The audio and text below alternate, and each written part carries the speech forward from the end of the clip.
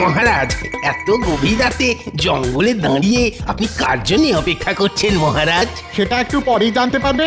তোমার এত উতল হবার প্রয়োজন নেই, ঘুম পেলে ঘরে গিয়ে ঘুমিয়ে পড়ো। তা কেন মহারাজ?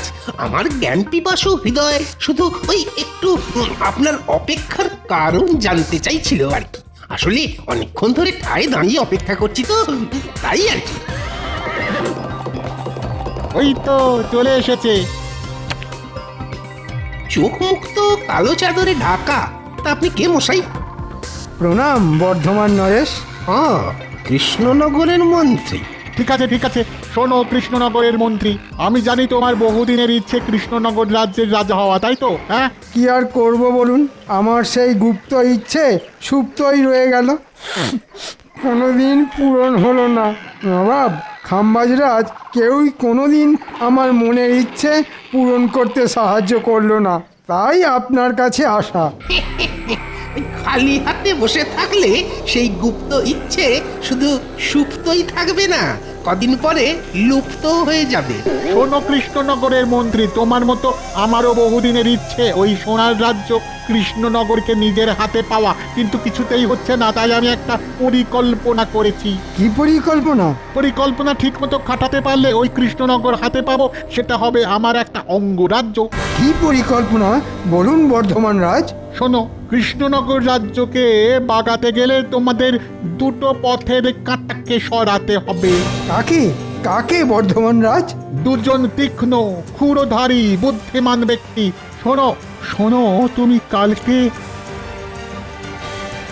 আপনি কোনো চিন্তা করবেন না, এই সব কাজে বিশাল পটু, যাকে বলে বড় খেলোয়াড়। ঠিক আছে, তুমি তোমার দাবার চাল দিতে থাকো, তারপর সুযোগ বুঝে আমিও মক্ষম চালটা দিচ্ছি। ঠিক আছে ঠিক আছে, আপনি আপনার কাজ শুরু করে দিন, আমিও কালকে রাজসভায় গিয়ে আমার কাজ শুরু করে দেব।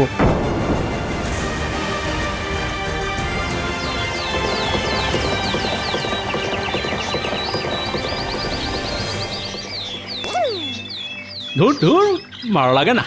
গিন্নি সকাল সকাল একটা এত বড় থলে হাতে ধরিয়ে বলে দিল বাজার নিয়ে এসো। টাকাগুলো যেন খোলাম কুচির মতো উড়িয়েই দিল। এই সকাল সকাল এটা কেনে বাবা, ঘোড়া ছুটি আসছে। চেহারার গঠন কাঠামো তো একটা মন্ত্রীমশাইয়ের মতো মনে হচ্ছে।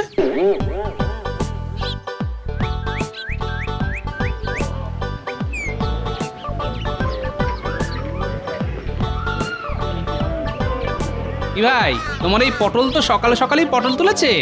আর কি করবো বলো তো গোপাল দাদা, দিনকাল তো খুব খারাপ, বাজারে একদম টাটকা সবজির আমদানি কমে গেছে গো। ঠিক আছে, বেছে বেছে একশের আধমরা পটল দাও দেখি। নেই মামার চেয়ে কানা মামাই ভালো, মরা পটলের চেয়ে আধমরা ভালো। তা কত দাম হলো? গোপাল দাদা গো, মাত্র 2 টাকা। হ্যাঁ, সে কি, এই টেসে যাওয়া পটল 2 টাকা? না না, অত দাম দিতে পারবো না, 1 টাকা দিচ্ছি। কি আর বলবো বলো, সকাল সকাল বউনি হয়নি তো। দাও দাও, 1 টাকাই দাও।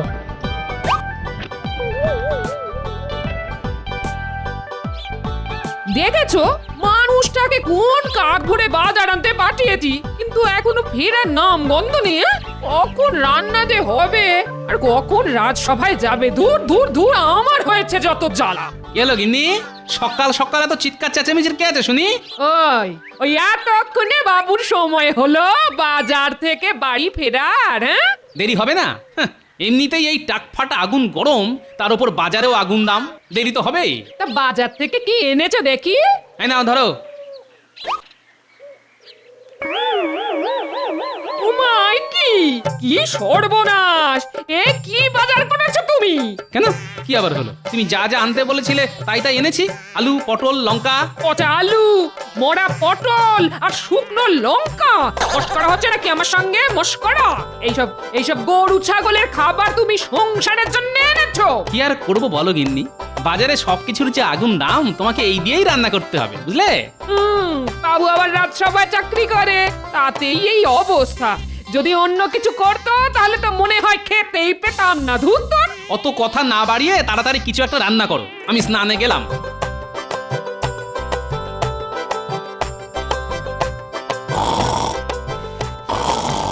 তখন থেকে কার যেন একটা নাক ডাকার আওয়াজ পাচ্ছি। সকাল সকাল রাজসভায় কে ঘুমোচ্ছে শুনি।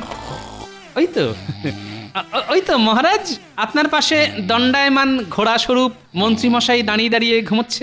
বাইরে এত চড়া রোদ্দুর, লোকজনের ফাটছে টাক, রাজসভাতে মন্ত্রীমশাই দিচ্ছে ঘুম, ডাকছে না। আমি তো মন্ত্রী মশাইয়ের এই দিনের বেলায় ঘুমের কোনো বৈজ্ঞানিক কারণ খুঁজে পাচ্ছি না।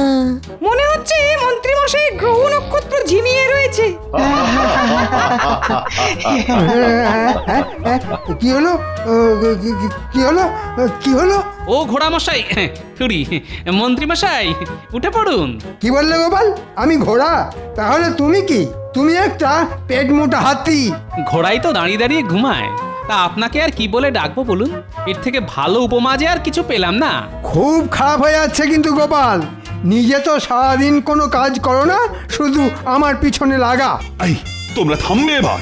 মন্ত্রীমশাই এরকম ঘুমোলে রাজ্যবাসী কি করবে? ঠিকই তো। আমি এমনি এমনি ঘুমাইনি মহারাজ, আমি সারা রাত ঘোড়ায় চড়ে রাজ্য পাহারা দিয়েছি। আমিও আপনাকে সকালবেলা ঘোড়ায় চড়ে রাস্তায় ঘুরতে দেখলাম। দেখুন মহারাজ, গোপাল আমাকে নিজেই প্রত্যক্ষ দেখেছে, আর গোপালই আমাকে ঘোড়া বলে অপমান করছে। না গোপাল, এটা কিন্তু তুমি খুবই ভুল করেছো। না জেনে বুঝে কাউকে এভাবে অপমান করা উচিত নয়। মহারাজ, আমার কি মনে হয় জানেন তো, আমাদের রাজসভা থেকে দুজন অকর্মার ঢেঁকি সভাসদকে একেবারে বিদায় করে দেওয়া উচিত। হ্যাঁ, কাদের? গোপাল আর বিজ্ঞানীকে। কেন মন্ত্রীমশাই, আমি আবার আপনার কি পাকা ধানে মই দিলাম? হ্যাঁ, সত্যি তো, আমি আবার কি করলাম? কিছুই করনি। এই মন্ত্রী, তুমি কি বলতে চাও সেটা খোলসা করে বলো তো। দেখুন মহারাজ, আমাদের সভাসদদের সকলেই কোনো না কোনো কাজ করে, কিন্তু গোপাল আর বিজ্ঞানী কোনো কাজই করে না, শুধু আসে বসে আর গল্প করে। কেন? আমি গবেষণা করি। তোমার গবেষণায় তোমার জ্ঞান বাড়ে, তাতে রাজ্যের কি উপকার হয় শুনি? হ্যাঁ, হ্যাঁ ঠিকই তো। মহারাজ, আমি তো যে কোনো বিপদ এলেই তাতে ঝাঁপিয়ে পড়ি, রাজ্যকে বাঁচাই। সেসব অতীতে যা যা করেছো সব ভুলে যাও। ভবিষ্যতে কি উপকার করবে তার কি ভরসা আছে? তা বলে রাজসভা থেকে তাড়ানোর কি যুক্তি? গোপাল, আমিও কিন্তু মন্ত্রীর সাথে একেবারে একমত। তুমি আর বিজ্ঞানী রাজসভায় কোনো কাজই করো না, আর তাই তোমাদের দুজনকে রাজসভায় রাখাই অনুচিত। আর সে কারণেই তোমাদেরকে আজ থেকে রাজসভায় ছুটি দিয়ে দিলাম। না না মহারাজ, এরকম করবেন না। বাড়িতে গিন্নি আছে, আমরা না খেতে পেয়ে মরে যাবো যে, আমাদের সংসারটা তো ভেসে যাবে। ওসব বলে আমার মন গলাতে পারবে না গোপাল। যেদিন তুমি আর বিজ্ঞানী তোমাদের দুজনের রাজসভায় থাকার গুরুত্ব প্রমাণ করতে পারবে, সেদিনই আবার রাজসভায় ফিরে আসবে, নইলে কিন্তু নয়। এ কি মহা ফাঁপড়ে পড়লাম রে বাবা। বিজ্ঞানী গোপাল অসহায় আজ, সামনে মহা ফাঁপড়, রাজসভার চাকরি হারিয়ে বেলবে তারা পাঁপড়।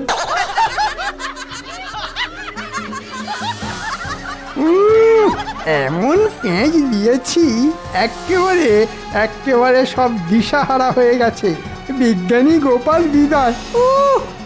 এখন শুধু মহারাজকে সরিয়ে আমাকে সিংহাসনে বসতে হবে। বাবা, আমি হলাম মন্ত্রী, সব সভাসদদের মধ্যমণি আমি ষড়যন্ত্রী। আজকের মতো রাজসভা তাহলে এখানেই সমাপ্তি ঘোষণা করা হলো। এটা কিন্তু খুব খারাপ হলো মন্ত্রীমশাই। আমি যথেষ্ট সততার সাথে রাজসভার দায়িত্ব পালন করি, কিন্তু আপনি আজ আমাকে মহারাজের কাছে ছোট করলেন। আমি আর বলার কে গোপাল, সবই ওপরওয়ালার ইচ্ছে। জয় ঠাকুর, জয় ঠাকুর। গোপাল, আমার মনে হয় এ রাজ্যে বসে আর গবেষণা করা হলো না। কত কিছু ভেবেছিলাম, কিন্তু সব জলে চলে গেল গোপাল। চলে আসুন বিজ্ঞানী, বেশি কথা বাড়িয়ে লাভ নেই। ভাগ্যে থাকলে আমরা নিশ্চয়ই আবার সসম্মানে রাজসভায় ফিরে আসতে পারবো। হ্যাঁ, চলো চলো গোপাল, চলো।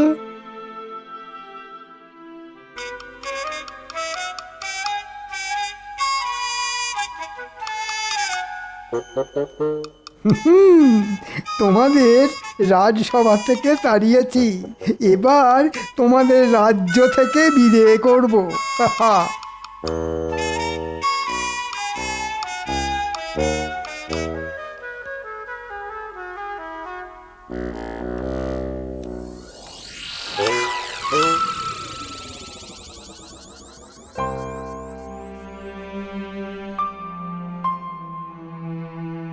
বলি তোমার কি হলো?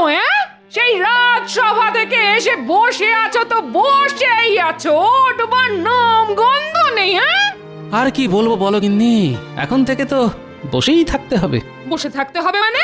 রাজসভার চাকরিটা চলে গেছে গিন্নি। তোমার মাথাটা কি একেবারে খারাপ হয়ে গেছে নাকি? না গো না, মাথা আমার খারাপ হয়নি, যা বলছি সত্যি বলছি। আমার আর চাকরি নেই গিন্নি, যে কটা জমানো টাকা পয়সা আছে সব মনে হচ্ছে এবার ভেঙে খেতে হবে। দূর দূর দূর, কি যে সংসারে এসে পড়েছি আমার কপাল জানে। আজকে আমাকে এই দিনও দেখতে হলো।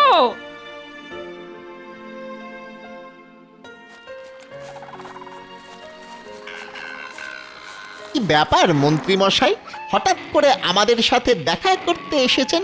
তা পথ ভুলে নাকি? আরে না রে না, একটা কাজের কথা বলতেই এসেছি। কাজটা করতে পারলে ভালো বকশিসও পাবি। দেখুন মন্ত্রীমশাই, আগে থেকেই বলে রাখছি, হ্যাঁ, আপনার কাজ যতবার করতে গেছি কিছু না কিছু বিপদে পড়েইছি। এবার সেরকম হলে করতে পারবো না, এ আমি আগে থেকেই বলে দিচ্ছি আপনাকে। আরে না রে না, এমন কিছুই করতে হবে না যাতে তোরা বিপদে পড়িস। হ্যাঁ, তাহলে ঠিক আছে, বলুন কি করতে হবে? গোপাল আর বিজ্ঞানী এই দুজনকে তোদের চোখে চোখে রাখতে হবে। ওরা কি করছে সেটা জানাতে হবে আমাকে। আচ্ছা মন্ত্রীমশাই, কাজ হয়ে যাবে। এবার এবার আমাদের ওই বকশিসটা। আরে বাবা, পাবি পাবি, সময় হলে ঠিক পাবি। যা এখন চটপট কাজে লেগে পড়।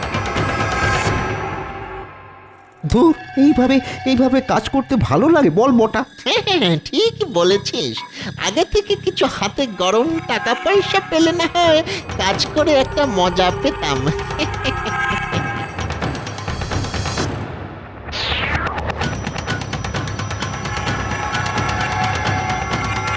ওরে বটা, গোপাল তো ওই বিজ্ঞানীর বাড়িতেই ঢুকছে রে, আমাদের খাটুনিটা কমে গেল।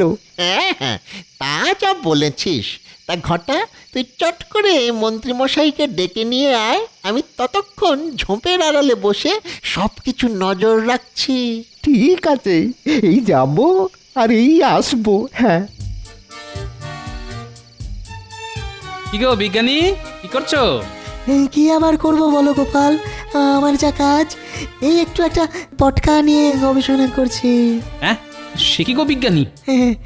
আরে বাবা, অনেকদিন আগে থেকেই এটা বানিয়ে রেখেছি, যদি আমাদের রাজ্যের কোনো বিপদে আপদে কাজে লাগে সেই জন্য। তুমি দেশের জন্য এত ভাবছো, আর এমন ভাগ্যের পরিহাস দেখো, মহারাজ তোমাকেও রাজসভা থেকে বহিষ্কার করলো। ঠিক বলেছো গোপাল, আমি কালকে সকালবেলা গিয়ে মহারাজকে আমার এই যুগান্তকারী পটকা আবিষ্কারের কথা জানাবো, তাহলে মহারাজ নিশ্চয়ই আবার আমাকে রাজসভায় ফিরিয়ে নেবেন। হ্যাঁ হ্যাঁ, তা নিশ্চয়ই নেবেন, কিন্তু আমার তো কোনো হিল্লে হলো না। এমনিতেই বাজারের আগুন দাম, নুন আনতে পান্তা ফুরিয়ে যাচ্ছে। এখন চাকরি খুইয়ে আমি কিভাবে সংসার চালাবো বলো তো?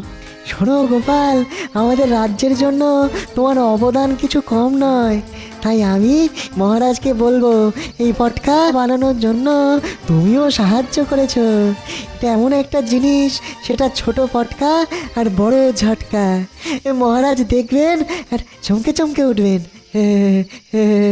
কোনো আগুন লাগবে না, শুধু ছুঁড়ে মারলেই ফাটবে।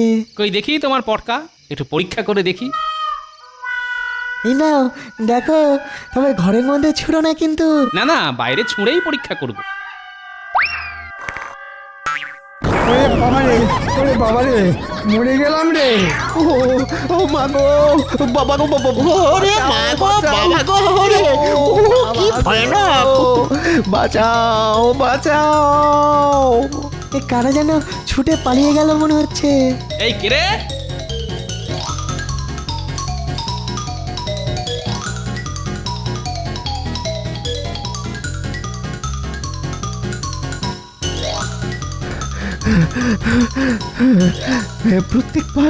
প্রত্যেকবার আপনার সাথে এসে কোনো না কোনো বিপদে পড়েই যাই। হ্যাঁ, ঠিক আছে তোরা বাড়িতে যা এবার গোপাল আর বিজ্ঞানী যা ব্যবস্থা করার আমি করব। যা বাড়িতে যা।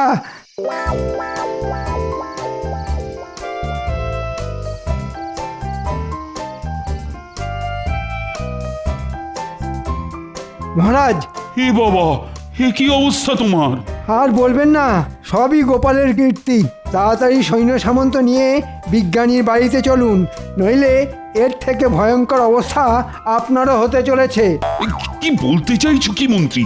জানেন মহারাজ, আপনি বিজ্ঞানী আর গোপালকে রাজসভা থেকে তাড়িয়ে দিয়েছেন বলে না, গোপাল আর বিজ্ঞানী পরিকল্পনা করে রাজবাড়ি রাজসভা সব উড়িয়ে দিতে চাইছেন। কি বলছো কি মন্ত্রী?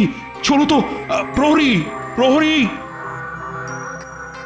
বলুন মহারাজ। চলো এক্ষুনি চলো, তোমাকে আমার সাথে বিজ্ঞানীর বাড়িতে যেতে হবে। যথা আজ্ঞা মহারাজ।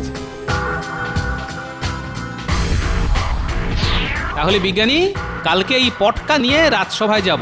না, রাজসভায় ফিরে আসার স্বাদ আর কোনোদিনও পূর্ণ হবে না গোপাল। তুমি কি ভেবেছো তুমি আর বিজ্ঞানী রাজসভা উড়িয়ে দেবে? হ্যাঁ, সে স্বপ্ন কোনোদিনও পূর্ণ হবে না গোপাল। এ কি মহারাজ, মন্ত্রীমশাই আপনারা এখন? কেন, তোমাদের গোপন পরিকল্পনা ধরে ফেলায় খুব চমকে গেছে মনে হচ্ছে। কি যাতা বলছেন মন্ত্রীমশাই? বিজ্ঞানী তো ভেবেছিল এই ছোট ছোট পটকাগুলি মহারাজকে দেখাবেন, তাহলে আমাদের রাজ্যের সুরক্ষায় অনেক সুবিধে হবে। হ্যাঁ মহারাজ, আজ সকালে মন্ত্রীমশাই বলেছিলেন না যে আমি কিছুই করি না, কিন্তু সেটা একদম ভুল কথা মহারাজ। আমি এই ছোট পটকা আবিষ্কার করেছি যাতে খুব সহজেই বড় সেনাবাহিনীকে আটকে রাখা সম্ভব। হ্যাঁ, ওসব কথা বলে মহারাজকে বোকা বানাতে পারবে না বিজ্ঞানী। আমি খুব ভালো করে বুঝতে পারছি, গোপাল আর বিজ্ঞানী মিলে অনেক বড় ষড়যন্ত্র করেছো। বিশ্বাস করুন মহারাজ, আমি আপনার নুন খেয়েছি। আমি কোনোদিনও আপনার কোনো সর্বনাশের কথা ভাবতেই পারি না, বিশ্বাস করুন। চুপ! তোমাদের হাড়ে হাড়ে চেনা হয়ে গেছে আমার। আজ এক্ষুনি তোমরা পোঁটলা পুঁটলি গুটিয়ে রাজ্য থেকে বেরিয়ে যাও, আর কোনোদিনও যদি রাজ্যে ফিরে আসো তাহলে তোমাদের দুজনকেই আমি শুলে চড়াবো। কথাটা মনে থাকে যেন। হ্যাঁ, ও গোপাল, এবার কি হবে? সবই ভাগ্যের পরিহাস বিজ্ঞানী, ভাগ্যের পরিহাস। যে মহারাজ একদিন আমার গলায় মুক্তোর মালা পরিয়ে দিয়েছিলেন, তিনি আজ আমাকে রাজ্য থেকে তাড়িয়ে দিচ্ছেন। সেই গোপাল, এবার তুমি কি করবে? তোমার তো সংসার আছে। দেখি, গিন্নিকে আপাতত শ্বশুর বাড়িতে পাঠিয়ে দেব, তারপর অন্য রাজ্যে কোনো একটা কাজের বন্দোবস্ত হলে গিন্নিকে আবার ডেকে নেব। ঠিক বলেছ। ঠিক আছে, তুমি তোমার গিন্নিকে জানিয়ে চলো, আমিও আমার পোটলা পুটলি নিয়েই বেরোচ্ছি। হ্যাঁ, আমাদের দুজনকেই যখন রাজ্য ছাড়া হতে হবে, তখন চলো দুজনে একসাথেই যাই।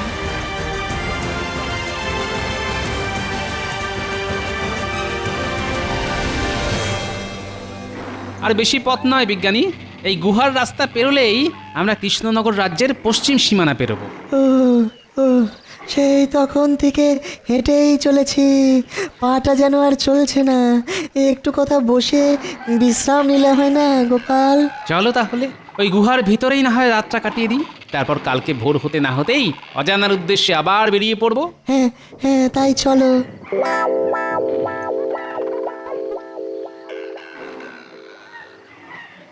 মন্ত্রী, আর শুধুমাত্র এই গুহাটা পেরোতে পারলেই আমরা কৃষ্ণনগরের সীমান্তে প্রবেশ করব।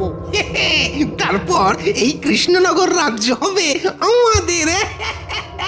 আস্তে আস্তে মন্ত্রী, আস্তে! কেউ যেন জানতে না পারে আমরা অতর্কিতে কৃষ্ণনগর আক্রমণ করছি। সর্বনাশ বিজ্ঞানী, এসব কি আমরা নিজের চোখে দেখছি? হ্যাঁ গোপাল, কৃষ্ণনগরের সামনে সমূহ বিপদ, আর বিপদ থেকে রক্ষা পাওয়ার অস্ত্র আছে আমার কাছে। হ্যাঁ সত্যি বিজ্ঞানী? হ্যাঁ গোপাল, তবে এই দেখো তার খেলা। পালাও পালাও পালাও পালাও, শিগগির পালাও দেখি সব বোমা ছুটতে কেন? মহারাজ, ভালো কথা বলছি, ফিরে চলুন। আমরা অন্য কোনো সময় আবার কৃষ্ণনগর আক্রমণ করবো খন। এখন কেটে পড়ুন, পালাও। আচ্ছা বিজ্ঞানী, তোমার আবিষ্কারের একটা উড়ন্ত জুতো ছিল না, সেটা সাথে এনেছো? হ্যাঁ এনেছি তো, এই নাও। বিজ্ঞানী, তুমি মহারাজের কাছে চলো, আমিও ওই ব্যাটা দুটোকে তুলে নিয়ে যাচ্ছি।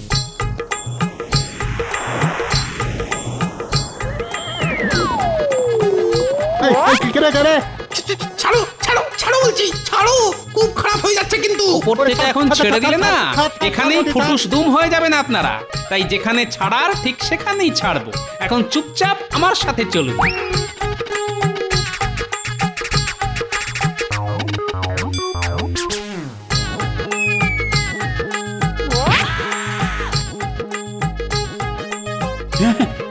গোপাল, এখানে উড়ে উড়ে আপনার অগোচরে এই বর্ধমান রাজা, মন্ত্রী আর সেনাদল সবাই মিলে আমাদের রাজ্য আক্রমণ করে। তখন আমি আর গোপাল মিলে আমার বানানো বোমা দিয়ে ওদের আক্রমণ ঠেকাই।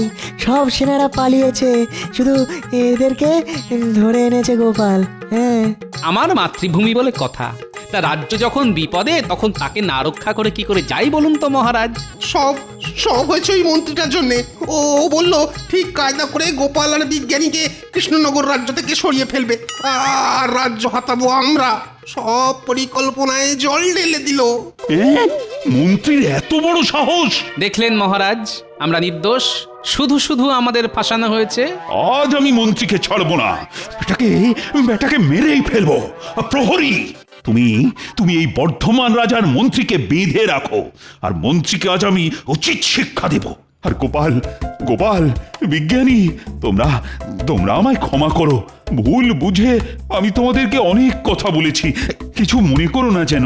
আজকে থেকে তোমরা আবার সসম্মানে রাজসভায় আসবে। তোমাদের এই উপকার আমি কোনোদিনও ভুলবো না। সবই মহারাজ বিজ্ঞানীর আবিষ্কার করা ছোট পটকার বড় ঝটকার কামাল। আর এখন আমি মন্ত্রীকে একটা ঝটকা দেব। দাঁড়াও মন্ত্রী, দাঁড়াও বলছি, দাঁড়াবে মন্ত্রী। ভুলে গেছে মহারাজ।